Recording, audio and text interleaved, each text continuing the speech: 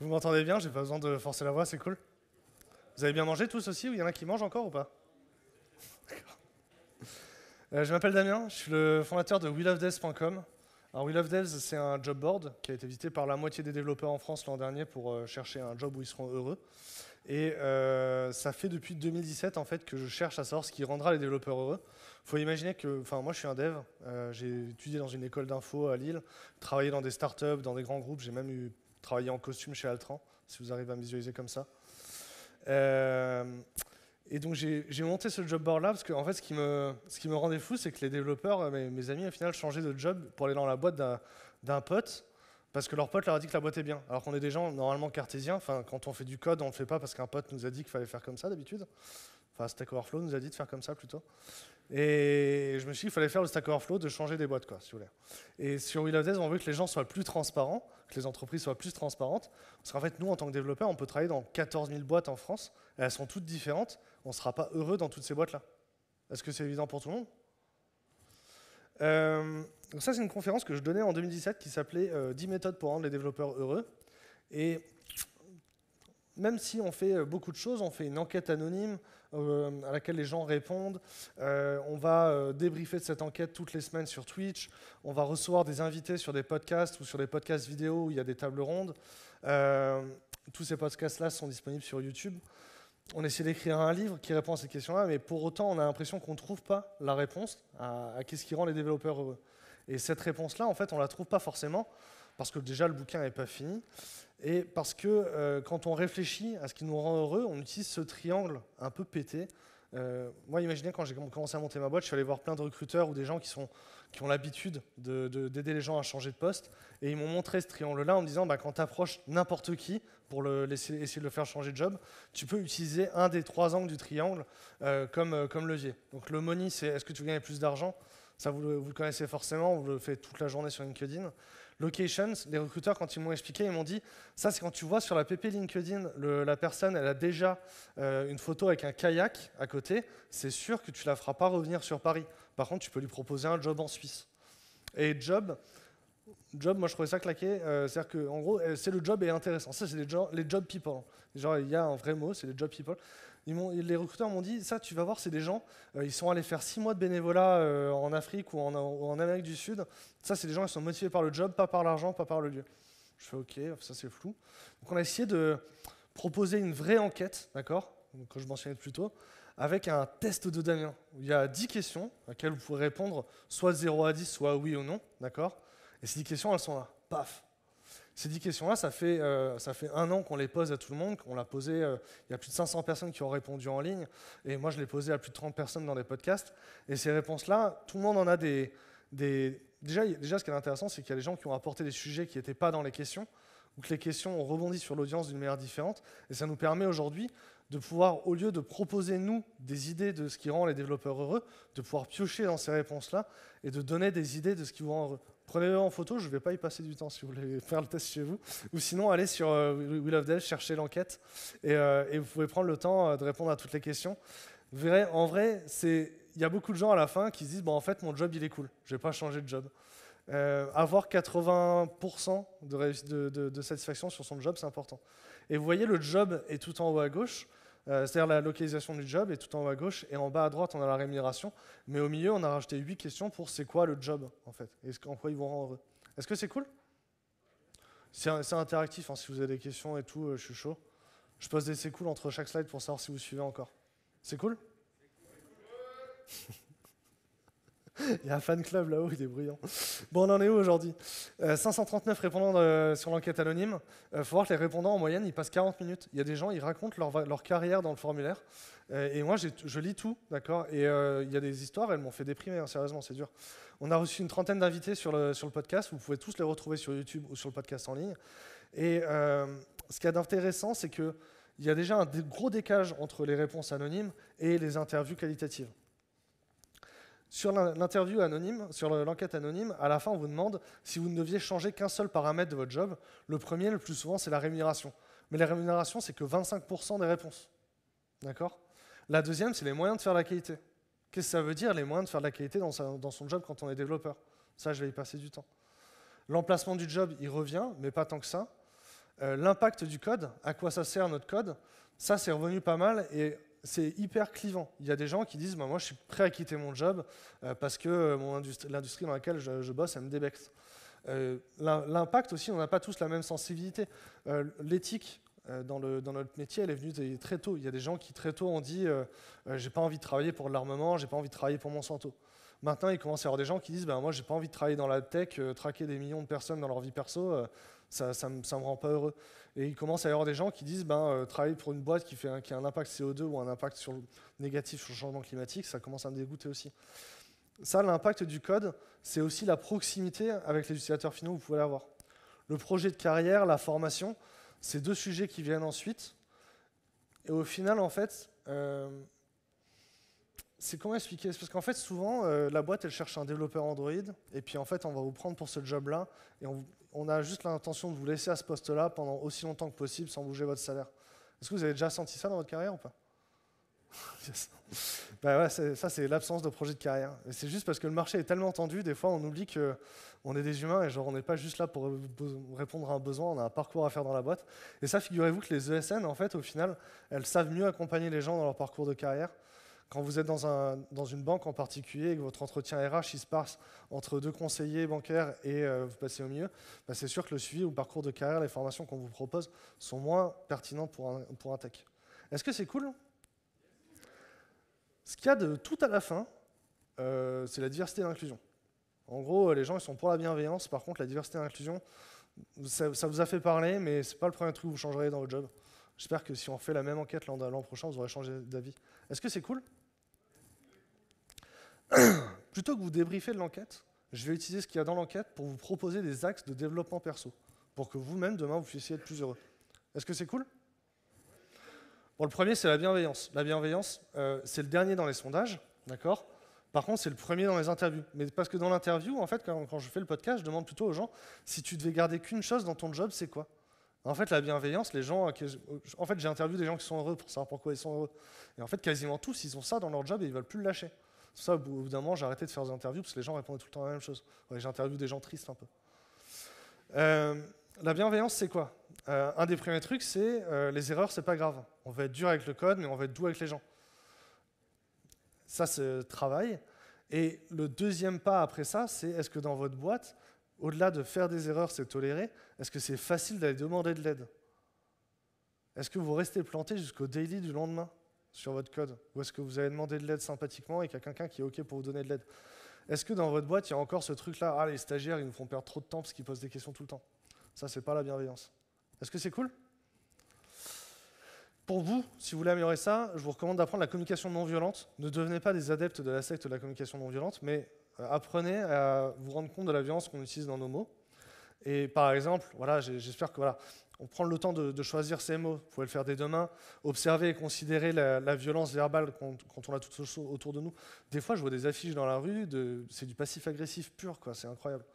Faites attention au jugement de valeur. Moi, je l'ai appris à l'école de ne pas faire de jugement de valeur. Ton comportement là, il ne m'a pas plu, plutôt que ton comportement là, c'était de la merde. Vous voyez, la différence, elle est subtile. Et du coup, demain, par exemple, au lieu de vous foutre de la gueule de votre collègue, incroyable, tu n'es pas capable de faire une PR correctement, est-ce que ça t'intéresse que je te montre comment je fais une PR ? J'ai l'impression que tu ne fais pas comme chez nous aujourd'hui, quoi. Est-ce que c'est cool ?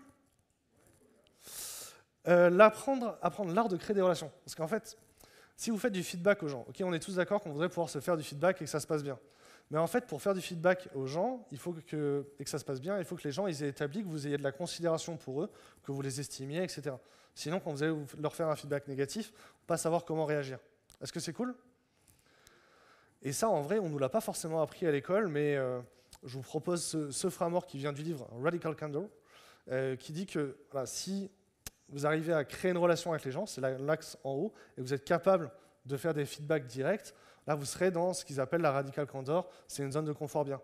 Si vous n'avez pas établi la relation de confiance, et même à l'inverse, vous devenez alors en anglais, en français on traduirait un connard de patron, quoi, qui fait des réflexions tout le temps à H24. Alors, attention, ne pas faire de feedback, c'est plus négatif encore. Si tu tiens aux gens mais tu leur fais pas de feedback, ça veut dire que tu n'oses pas dire aux gens qu'ils ne feront pas bien leur travail, et tu le refais à leur place derrière eux, tu vois, ça c'est vraiment le pire des trucs. Et alors après, bon, bah, y a de ne pas faire de feedback, puis ensuite, dès que le mec est pas là, tu trouves pas que son travail c'est de la merde, ce gars-là? Ça, c'est vraiment genre les pervers narcissiques qui vous pourrissent dès que vous avez le dos tourné. Faites du feedback et prenez le temps de créer des relations avec les gens. Si ce qui vous rend heureux, c'est les 5 personnes, 10 personnes avec lesquelles vous travaillez tous les jours, franchement, prenez 45 minutes pour savoir ce qui se passe dans la vie de vos collègues. Est-ce qu'ils ont des gosses? Est-ce qu'ils font du unorumi ou du rugby? C'est quoi les sports dans la région du CrossFit? Faire du feedback plus souvent et plus régulièrement. Apprenez à faire du feedback qualitatif. Apprenez à demander et driver le feedback. Ok, c'est important. Votre collègue, il vient de faire du travail, mais il n'a peut-être pas envie qu'on lui dise que son travail il est raté tout de suite. Ok, on vient de merger une PR, on voit c'est mal intégré à tel endroit. Est-ce que tu as envie d'avoir du feedback sur ta PR? Et vous drivez le feedback en mode, bah là je viens de finir, je veux bien du feedback à chaud, etc. Est-ce que c'est cool? J'ai déjà la voix sèche, la gorge sèche. Bon, refusez la culture du blame. Est-ce que vous connaissez la culture du blame? Ouais, nous deux mains qui se lèvent. La culture du blame, il y a 5 ou 10 ans, c'était genre évident, on faisait que ça. Et aujourd'hui, on a commencé à l'enlever, mais il reste des vestiges, et c'est au final, en fait, comment expliquer? C'est au final, ces vestiges-là, ils font encore plus mal qu'autre chose. Je ne sais pas ce que j'ai mis ensuite. J'en ai parlé dans le mythe du geek. Est-ce que vous savez pourquoi on nous prend tous pour des gros geeks? Parce qu'en fait, à la base, les informaticiens, on était au service généraux. On était dans des bâtiments qui coûtent pas cher, et puis on répondait au téléphone Hello IT. Et en fait, au final, les gens, ils râlaient parce que l'ordinateur, il marchait pas, mais ils n'étaient pas contents quand l'ordinateur, il marchait. Putain, ça n'a pas changé 2000 ans après, alors qu'il y a le cloud et Internet, quoi. Et dites-vous que les gens qui nous traitent de geeks et qui nous réduisent comme ça, c'est principalement parce qu'ils sont en train de nous laisser, à nous les informaticiens, le contrôle de leur business. Ils ne savent plus faire de business sans nous. Il y a eu le bug de l'an 2000, les gens ne savaient plus faire atterrir des enfants. L'état civil était en panne pendant 3 jours. Enfin, ça ressemblait à rien, en fait, quand même, la société sans l'informatique à ce moment-là. Est-ce que c'est cool? Bref, ils sont réducteurs, ils nous traitent de geeks, mais c'est parce qu'en fait, ils ne peuvent rien faire sans nous, on est stylé. La culture du blame, nous-mêmes, en fait, quand les gens nous blâment en nous traitant de geeks, nous-mêmes aussi, on la propage. Par exemple, exercice. OVH est down depuis 1h30. Comment vous réagissez? Proposez des choses, c'est interactif.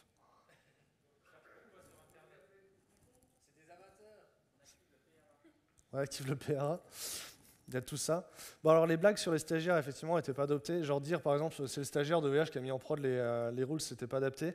Non, on soutient simplement OVH. On va pas rappeler qu'OVH, ils sont down tous les ans.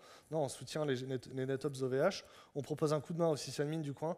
Le sysadmin du coin de sa boîte, il est peut-être comme ça en ce moment. Apportez-lui un cookie et un café, il se sent pas bien, quoi. Il y a peut-être probablement rien à faire, donc allons prendre un café. Mais surtout, reblamer encore une fois l'erreur en production de l'autre, ça sert à rien. Les erreurs en production, on en fait tous. Vaut mieux parler de l'erreur et de comment ne pas la reproduire. Est-ce que c'est cool? Est-ce que la culture du blame, c'est le plus évident pour vous maintenant? Très bien. Je vais aller un petit peu plus loin. Est-ce que vous trouvez que votre boîte elle est inclusive?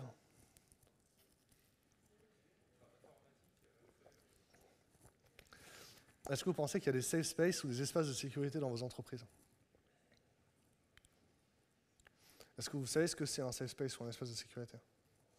C'est un espace où les gens qui sont dans les minorités dans votre entreprise peuvent s'exprimer entre eux, d'accord, peuvent communiquer entre eux pour se rendre compte que les comportements qui sont tolérés dans l'espace mixte ne sont pas normaux. D'accord? C'est pas normal. Vous voyez, par exemple, moi, quand j'étais en Cortex, si j'allais voir un architecte et je lui proposais une idée pour changer de projet, il ne me proposait pas d'aller dîner pour en parler, quoi. Par contre, ça arrive tous les jours dans nos boîtes aujourd'hui. Parce que des architectes relous, il y en a. Il n'y a pas que des architectes relous. D'accord? Et souvent, en plus, c'est quand tu es junior et que l'architecte relou, il te dit ça. Mais le problème, c'est qu'aujourd'hui, comme il n'y a pas d'espace de non-mixité, les gens qui subissent ce type de comportement inapproprié, ils ne peuvent pas en parler entre eux pour se rendre compte qu'ils sont inappropriés et ils n'osent pas prendre la parole. Et nous, à côté, on ne les connaît pas, on n'en parle pas. Est-ce que vous comprenez ce que je veux dire? Et les coupes-circuits, c'est trouver un moyen, une fois qu'on a décidé de libérer cette parole, faire en sorte que les lanceurs d'alerte et les victimes ne soient pas blâmés pour leurs problèmes.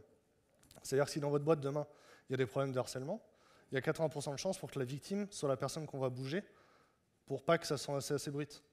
Alors que c'est pas ça qui devrait se passer, on devrait juste virer le harceleur. Est-ce qu'on est d'accord? En vrai, aujourd'hui, on n'avait pas ça.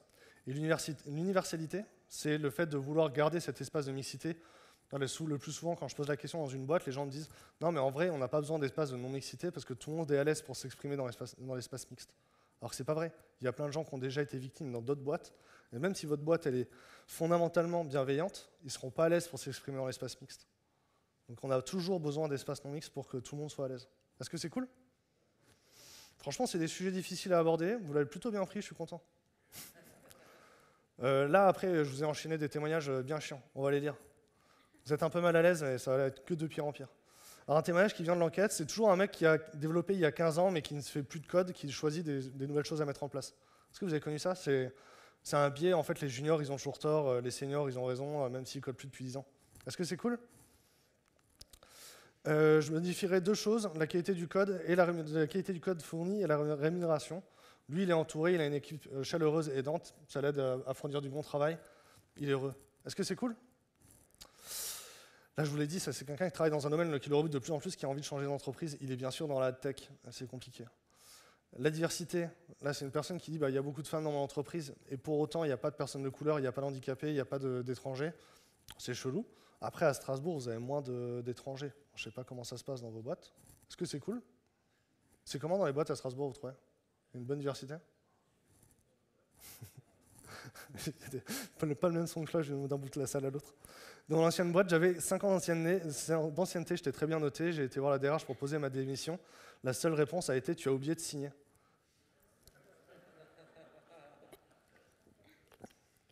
Mais en même temps, elle ne va pas pleurer. Hein. Les RH et les DRH, elles ne sont pas là pour mettre de l'émotion dans leur job. Hein. Si elles commencent à mettre de l'émotion à chaque fois qu'il y a quelqu'un qui pose l'ADEME, en plus ça ne dépend pas d'eux. En vrai, si tu as décidé de partir, c'est fait, c'est cool. Mais alors c'est ouf comment la politique RH dans l'entreprise étant pas claire, ce type de situation, elle peut nous mettre mal à l'aise et nous donner l'impression qu'on a moins de considération pour les développeurs. Est-ce que c'est cool? Ah, ça c'est intéressant, c'est une personne dans une ESN qui fait passer un entretien à une personne qui a un foulard. C'est même un foulard sur les cheveux. Et voilà, en vrai, effectivement, elle n'a pas été prise parce que ça ne colle pas avec l'image dans l'entreprise. Imaginez, tout le monde, c'est que des hommes blancs en costume, des ingénieurs. Le foulard, ça ne collait pas avec l'uniforme de la boîte. Hein. Est-ce que vous avez déjà vu ça dans vos boîtes? Merci Philippe. Alors ça, c'est une personne qui a été harcelée dans son premier poste. Donc c'est l'ESN qui l'envoie dans un centre de service chez le client. Et donc le premier mois, il n'a pas les accréditations et on lui partage aucune info et on lui donne juste rien faire. Il se sent un peu embêté. Il a des potes de son école, enfin de la même formation de lui, qui ont déjà fait des stages ici. Et il y a des insultes, des rumeurs, des imitations de causes, des allusions sexuelles. Il mentionne aussi à un moment un groupe privé avec des photos de porno, des porno-montages. J'ai été mis de côté à la fin de la salariée. Ce serait pas un autiste ton collège? Enfin, ton collègue, c'est pas ouf là, on te le met de côté, on se moque de toi. Du coup, il s'énerve, machin chouette. Bon, ça, c'est une forme de harcèlement. Hein. Il y avait un groupe Skype avec des photomontages et des montages porno qui parlaient dans le dos des gens, etc. C'est pas ouf, etc. Est-ce que ce genre de choses-là, c'est arrivé autour de vous? Non. En vrai, tu dis non, mais peut-être qu'on t'en a juste pas parlé, ou peut-être que c'était toi qui faisais les montages porno ou pas. Mais en vrai, ce qu'il faut bien se rendre compte, c'est que, en fait, c'était ça mon propos, c'est que ça, c'est des choses qui se passent autour de vous, mais peut-être que vous en rendez pas compte parce que vous n'avez pas une posture où on est à l'aise pour venir vous en parler, ou vous n'avez pas une posture où vous êtes à l'aise pour écouter. Déjà, vous avez vu, là, ça fait un certain temps qu'on est dans une sensation de malaise tous ensemble. C'est OK, on peut le dire comme ça, bah. Et là, vous commencez à l'accepter, ce malaise. Okay, et maintenant qu'on accepte ce malaise-là, on va être capable d'écouter les autres qui nous parlent des mauvaises expériences qu'ils ont eues. Est-ce que c'est cool? Ça, c'est un chemin pour améliorer son espace de travail. C'est chouette? Je ne l'avais jamais fait, cette séquence-là en entière. Je suis assez content. Bon, on va parler de salaire. Je sais que vous aimez parler d'argent. Alors, ce qui est intéressant dans le sondage, c'est que le salaire brut annuel moyen est de 50K. Qu'est-ce que ça veut dire, ça? Ça veut dire que les gens qui répondent à un sondage, c'est ceux qui gagnent le plus de thunes. Parce que quand on demande aux développeurs sur We Love Devs combien ils voudraient gagner d'argent, le salaire médian, il est à 38K. Et le salaire moyen, il est pareil, il est à 38K. C'est parce qu'en fait, ce qui se passe, c'est quand on a une enquête de salaire, les gens qui gagnent mal leur vie, ils répondent pas. Et donc, jamais regarder une enquête de salaire en vous disant « Putain, c'est ouf, le salaire moyen des développeurs en France, c'est 40K, moi je suis à 35, je me fais niquer. » C'est faux. C'est juste qu'il n'y a que les gens qui gagnent beaucoup d'argent qui répondent aux enquêtes de salaire. Est-ce que c'est cool? 38K, c'est le salaire médian. Vous voyez, voilà, il y a une belle courbe. Gardez à l'esprit en France que la majorité des développeurs, ils travaillent en faisant de la TMA et ils sont développeurs TMA, mais bon, ils ne font pas non plus du dev avant, quoi. Et du coup, ils ont des salaires qui sont tirés vers le bas parce que c'est des centres de services où les coûts sont maîtrisés. Est-ce que c'est cool? Yes. Votre salaire, il ne correspond pas à ce que vous valez. C'est la première chose à vous dire si vous voulez gagner plus d'argent dans la vie. D'accord? Votre salaire, il correspond à l'impact que vous avez sur l'entreprise, à la valeur que vous créez pour la société. Et là, quand je dis société, je parle des actionnaires, pas de la société comme tout à l'heure. Est-ce que c'est cool? De quoi? S'il n'y a pas d'actionnaire dans la société, il faut bien que quelqu'un soit propriétaire. Du coup, qui est propriétaire de ta société? C'est toi? Il y a un dirigeant. Et ben, dans une société, il y a des associés. C'est eux qui gagnent les sous, quand la société gagne des sous. Pas les salariés, on t'a menti. Le salaire, alors, vous aurez peut-être la chance d'aller dans une entreprise où les salariés gèrent le capital, et ça s'appelle souvent des entreprises coopératives, je vous le souhaite. Mais le plus souvent, il y a quand même des actionnaires et parfois des actionnaires publics. Alors, le salaire est justifié par la valeur créée. D'accord? C'est vraiment ça, l'impact que vous avez sur l'entreprise. Et du coup, il faut que vous soyez assez sage pour changer de projet et aller sur des projets où il y a plus de moyens. Si sur un projet, ils ont plus de budget, c'est sûr qu'ils vont pouvoir donner des salaires plus facilement. Est-ce que c'est cool? Il faut apprendre la gestion financière. Est-ce que vous avez eu des cours est-ce que vous avez eu des cours à l'école où on parlait de compte de résultats, de bilan comptable, etc. Moi, je les ai séchés, je regrette grave. Parce que maintenant, je suis patron, je dois lire le compte de résultats. Il y a des questions simples que vous pouvez commencer à poser pour comprendre la gestion financière de la société. D'accord? Si vous êtes en ESN, demandez le TJM. Si vous êtes chez le client final, demandez c'est quoi le budget du projet. Et vous allez voir que ça donne déjà des indications. Si c'est un projet qui a un run de 10 ans à plusieurs centaines de milliards, c'est sûr qu'on va vous donner des moyens et c'est sûr que vous allez pouvoir négocier un salaire. Si dans l'équipe, on recrute un DevOps à 75K, ce sera plus facile pour vous de négocier une augmentation de 45 à 55. D'accord? Plus il y a de gens qui gagnent de l'argent dans votre équipe, mieux c'est. C'est cool? S'intéresser finalement à la business value. C'est-à-dire que mon projet, il sert à quelque chose, mais est-ce qu'il sert à quoi? Si vous êtes sur un projet type la gestion des payes dans votre entreprise, ça c'est sûr que l'entreprise elle cherche à minimiser les coûts là-dessus. Changer de projet, vous aurez trouvé un projet qui a plus d'impact. Est-ce que c'est une bonne idée? Oui. Comprendre la hiérarchie des moyens des projets. Essayez de comprendre qui décide de quel budget aura quoi dans la boîte. Alors la façon de décider s'appelle la gouvernance d'une entreprise. Elle change dans toutes les boîtes. Des fois, il y a des sponsors, des fois, il y a des directeurs, des fois, c'est hyper vertical. Des fois, il y a plusieurs sponsors qui décident ensemble. Et ça, il faut s'intéresser à comment ça se passe dans votre entreprise.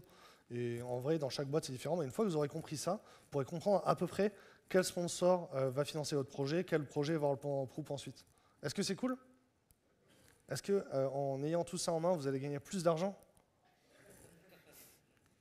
En vrai, moi je suis content quand les développeurs gagnent plus d'argent. Ça veut dire que vous avez compris comment vous créez de la valeur et ça veut dire que vous arrivez à prendre des décisions sages et au final la société pour laquelle vous travaillez, si elle vous paye plus, c'est que vous créez plus de valeur pour elle et qu'elle grandit. Donc finalement, on veut des développeurs qui sont intéressants, intelligents et qui créent du business. La gouvernance IT, est-ce que vous voyez ce que c'est la gouvernance IT? Alors les témoignages sont explicites là-dessus. Là pour l'instant on est stratégique dans la boîte, mais on externalise de plus en plus, les devs partent ailleurs et comme il n'y a pas de remplaçant, c'est une boîte de prestat qui remplace. Est-ce que vous pensez que quand on externalise les développeurs dans une société, c'est parce qu'on ne leur trouve pas de valeur? Ouais.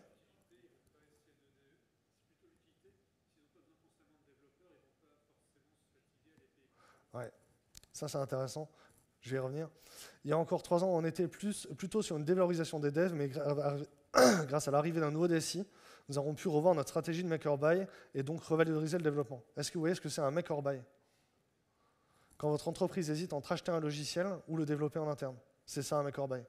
Est-ce qu'on va acheter tel logiciel pour faire des notifications push ou développer des notifications push nous-mêmes sur Google Play? Est-ce que c'est cool? On est tous remplaçables, on cherche à nous faire partir pour remplacer par la sous-traitance.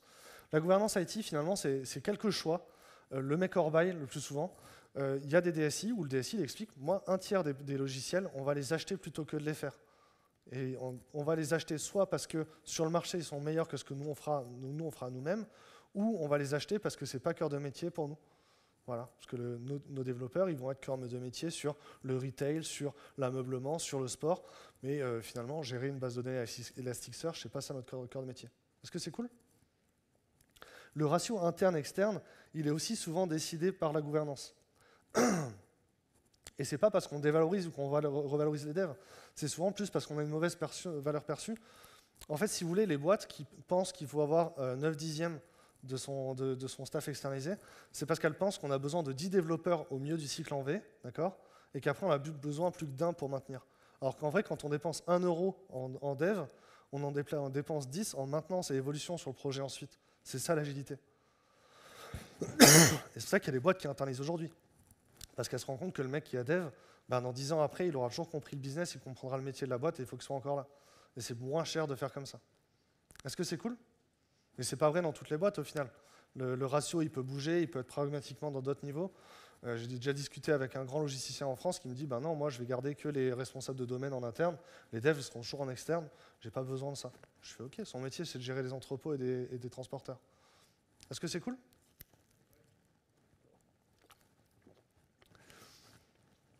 Est-ce que tout le monde comprend ce que c'est une ESN, un éditeur logiciel, une start-up? Les boîtes là, elles ont des façons différentes de prendre des décisions. Par exemple, dans une ESN, si l'ESN a plutôt un angle conseil, elle va chercher à faire monter en compétence ses collaborateurs pour pouvoir augmenter le TJM, gagner plus d'argent. D'accord ? Un éditeur de logiciel, lui, il va avoir un logiciel qu'il exploite, il va avoir du mal à gérer des coûts sur le support client, mais il vend en général des licences ou un accès à son logiciel. Une startup, elle peut créer un logiciel, d'accord, mais elle ne le monétise pas directement. Peut-être qu'elle a besoin de rendre un service qui lui est permis par ce logiciel-là. Par exemple, Uber, ce n'est pas le logiciel qui rapporte de l'argent directement, c'est les chauffeurs et tout le service de support qu'il y a avec. D'accord ? Bah, du coup, quand tu es dev chez Uber, tu ne crées pas de la valeur aussi directement que quand tu es dans un éditeur logiciel qui vend des licences. Est-ce que c'est cool? Et quand tu crées de la valeur très directement, on peut facilement estimer combien tu rapportes et quel salaire tu peux avoir. C'est ça qu'en ESN, si tu demandes ton TJM, tu vas plus facilement pouvoir négocier ton salaire ensuite. Et c'est probablement pour ça qu'on ne vous le dit pas. C'est cool? C'est quoi une ESN? Sur la chaîne de We Love Devs, vous aidera à comprendre un premier point. La gouvernance IT, comment l'apprendre? Moi, j'avais ça en lecture conseillée quand j'étais à l'école. The Adventures of an IT Leader. Il existe en français, il existe en livre audio aussi. Et c'est un ancien CEO qui devient CIO, donc DSI dans une boîte, qui se rend compte que les techniciens, ils ne pourront jamais comprendre leur job et qu'il doit leur faire confiance, qu'il doit se construire un bon staff. Et il fait toutes les conneries, genre il négocie mal ses contrats avec les fournisseurs. Ils l'ont mis à jour parce que dans la première version qui avait 10 ans, il ne devait pas choisir un partenaire cloud, il ne devait pas choisir de se maquer à vie avec Azure ou avec Google Cloud Platform ou AWS. Donc là maintenant, dans la nouvelle version, il doit choisir de se maquer à vie avec un. Et c'est romancé et ça se lit vraiment comme un bouquin, vraiment comme il pourrait en faire un jeu vidéo où on clique, clique, clique, ce serait rigolo quoi. Genre fais le choix. Non, tu t'es planté. Voilà. Posez des questions du coup sur comment ces décisions elles sont prises. D'accord ? Des fois, tout le monde ne sait pas. Il y a des gens qui ont une partie de la réponse sur la gouvernance dans votre société. D'accord ? Posez ces questions-là et vous les comprendrez mieux et ça vous aidera à être plus pertinent et donc à gagner plus d'argent aussi. Est-ce que c'est cool ? Les moyens de faire du travail de qualité. Ça, c'est marrant. J'ai voyagé en interrail et donc dans une auberge de jeunesse en Italie, je rencontre une personne d'origine jamaïcaine qui vient en Angleterre. Ça n'arrive que quand vous voyagez avec un sac à dos. Et qui me dit moi je suis artisan en Angleterre, je fais les fenêtres baïonnettes, là c'est super dur. Et en vrai, quand tu es artisan, you're only as good as your last job. Moi je prends que des clients qui me payent mieux que le client d'avant. Parce que si je fais une fois un travail pas cher, toute ma vie on va me le reprocher, etc. Je fais, c'est ouf parce que ça marche pour le dev aussi. Du coup je passais la soirée à boire avec un Jamaïcain qui était trop à fond. Et j'ai trouvé, en cherchant la citation sur YouTube, sur Google Images, j'ai trouvé celle-là qui dit que ça marche pour les coiffeurs. On est aussi bon que la dernière coiffure qu'on a faite. Est-ce que vous le sentez ça? Genre, une fois, par exemple, pour vous raconter moi dans ma vie perso, une fois j'arrive dans une boîte et je suis sur le sprint 0 d'un gros projet qui est dans la boîte depuis 4 ou 5 ans et on va faire une refonte. Et les chefs de projet me disent ouais, bon le code c'est de la merde, mais c'est parce que les développeurs qu'il y avait avant c'était des mauvais développeurs. Et effectivement, pendant 6 mois, j'ai fait que des putain. Le code était vraiment chiant. Et donc, on a supprimé 15 000 lignes de code pour lui, refondu, machin chouette. On a introduit la version iPad, machin chouette. On a codé pendant 6 mois à 6. Et en fait, le projet était tellement mal géré qu'à la fin, on a atterri au même résultat. Et moi, je suis parti. Je suis sûr que les gens après, ils disent que mon code, c'était de la merde. Hein. Mais c'est pas en fait la faute des développeurs, c'est la faute de la boîte. Genre, il y a un moment, on mettra tout le temps des développeurs dedans. Ça. Et du coup, maintenant, quand on me dit, ouais, putain, le code, il est pourri parce que les développeurs qu'il y avait avant, ils étaient mauvais, je me dis, je vais peut-être me barrer tout de suite, sinon ça va se reproduire ce truc-là. Bah, merci Vincent, les notifs, ça devrait être caché ça en partage. Est-ce que c'est cool? Je vais la virer. Est-ce que vous voyez un peu de quoi je parle? Est-ce que c'est très clair pour vous? Il y avait la souris qui le retenait en plus. Vous voulez des matériels, vous voulez du bon matériel pour travailler, vous voulez des licences pour coder, vous voulez des formations pour vous améliorer, vous voulez du temps et des estimations pas claquées. Ce qui nous met en stress, c'est quand les estimations sont claquées et qu'on se retrouve à essayer de bosser 40 heures pour bourrer le sprint. Est-ce que c'est cool? Il va me raconter toute sa vie. Je suis désolé. Hop, est-ce que vous avez des questions pendant ça? Hop. Vous voulez voir tous mes emails? Fermés. Merci. Hop.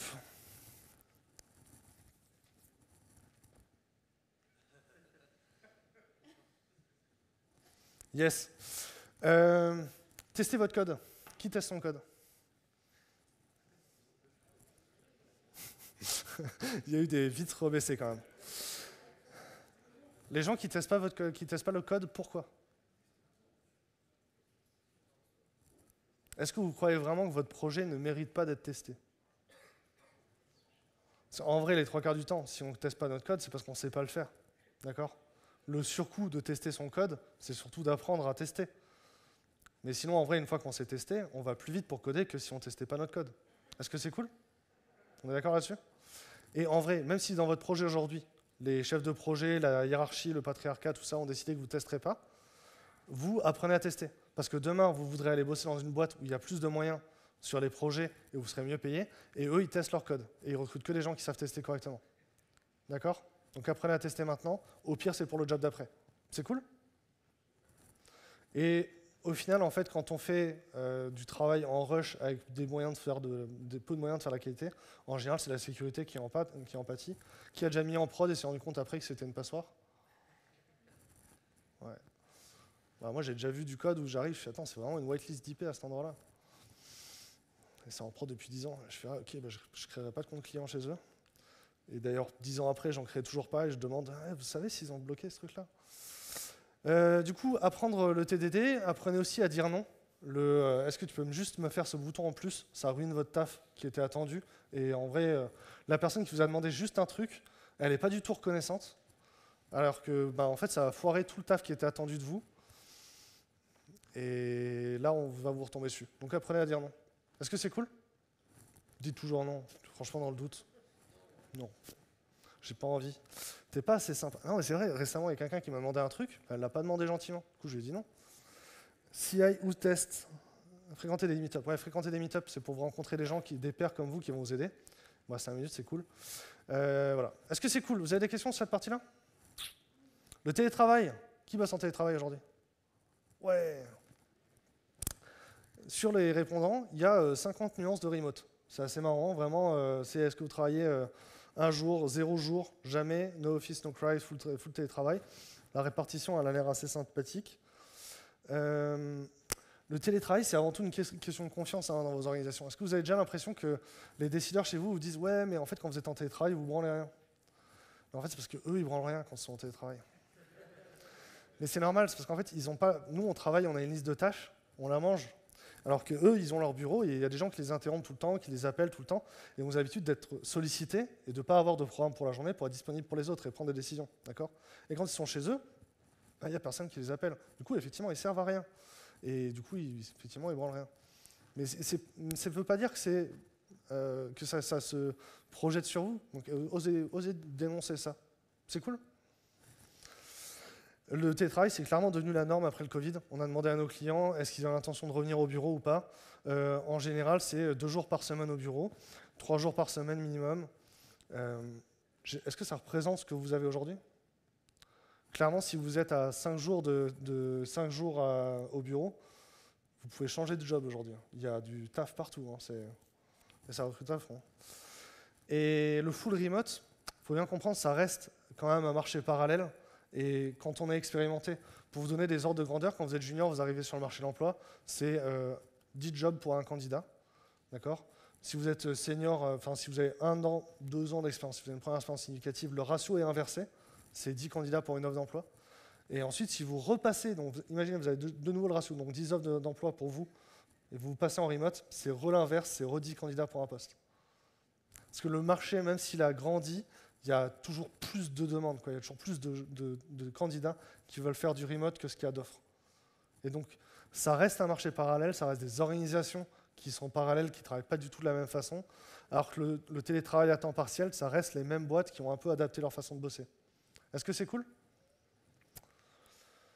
Télétravailleur à temps partiel, vélo-taffeur campagnard, vélo-taffeur urbain, nomade digital, c'est tout ce que vous avez proposé. Alors, j'ai un peu biaisé le résultat, comme moi je suis un vélo-taffeur engagé. Forcément, les gens qui répondent, ils aiment bien le vélo. Le sujet, c'est qu'à la fin de la journée, c'est pas juste le télétravail, c'est au final travailler. Il y a des gens, par exemple, qui décideront de vivre à Strasbourg parce qu'ils n'ont pas un temps de trajet énorme ou parce qu'ils peuvent avoir une belle baraque sans avoir à faire des kilomètres. Est-ce que c'est cool ? Il y a quelqu'un qui dit quelque chose. D'accord. Il y a des gens qui vont préférer vivre à Lille parce qu'il y a de la bonne bouffe. Yes, je savais qu'il y avait des gens qui aimaient la bouffe. Après, en vrai, quand même, c'est chouette, parce qu'avant, il n'y avait pas d'annonce en remote, full remote sur We Love Devs. Maintenant, sur 164 annonces, il y en avait 31. Ça, c'est un point de données que j'ai pris à l'été. Maintenant, il y a 200 annonces et il y a toujours au moins 40 annonces en remote, en full télétravail. Et les clients ont vraiment ouvert les chakras là-dessus. Le télétravail, pour garder à l'esprit que ce n'est pas un avantage ou un acquis social, d'accord ? Souvent, on se bat pour avoir le télétravail, machin chouette. On est prêt à laisser un bout de salaire dessus, alors qu'en vrai, non. On donne un coût, il y a un coût du travail qui est transféré de la boîte aux salariés. Donc, il faut que vous soyez indemnisé pour le télétravail. Et il y a une exonération pour ça. Si vous travaillez 5 jours chez vous par semaine, c'est 50 € par mois qui sont exonérés par l'URSSAF. Si votre boîte ne vous les donne pas, en vrai, c'est un peu insensé. Demandez l'argent aux travailleurs. J'ai envie de donner une baffe à l'agile et au craft à la fin. Oui, je sais, il ne reste que 2 minutes. On avait dit dans Manifeste Agile qu'on voulait favoriser les interactions entre on voulait favoriser les individus et les interactions et la collaboration avec les clients. Et on a inventé SAFE. L'agilité, alors vous, peut-être, en fonction du moment où vous êtes arrivé, moi, quand je suis arrivé sur le marché de l'emploi, on nous disait que l'agile allait sauver l'IT. Vraiment, ça allait rendre les développeurs heureux. En fait, on nous a foutus dans une machine à laver qui ressemble à ça. Et on est 3 fois plus stressé qu'avant. Avant, on avait un projet sur 9 mois avec un cahier des charges, on le foirait à chaque fois, mais c'était calme. Maintenant, on se plante toutes les 3 semaines, quoi. Ou toutes les semaines. On prend des baffes à tour de rôle, quoi. Avant, sur un cycle en V, il y avait moyen de se barrer avant la fin du projet, quoi. Là, tu es piégé, quoi. C'est pour ça qu'il faut vraiment faire du craftsmanship. Est-ce que c'est cool ? Tac, voilà. Et vous, est-ce que vous êtes heureux ? Les derniers bouquins ? Et j'ai plus rien à dire. J'ai respecté mon temps.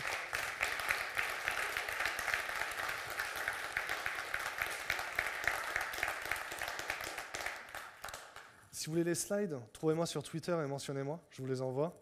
Et si vous voulez faire l'enquête et que vous cherchez le lien ou vous avez la moindre question, je suis content d'échanger sur Twitter. Envoyez-moi un tweet.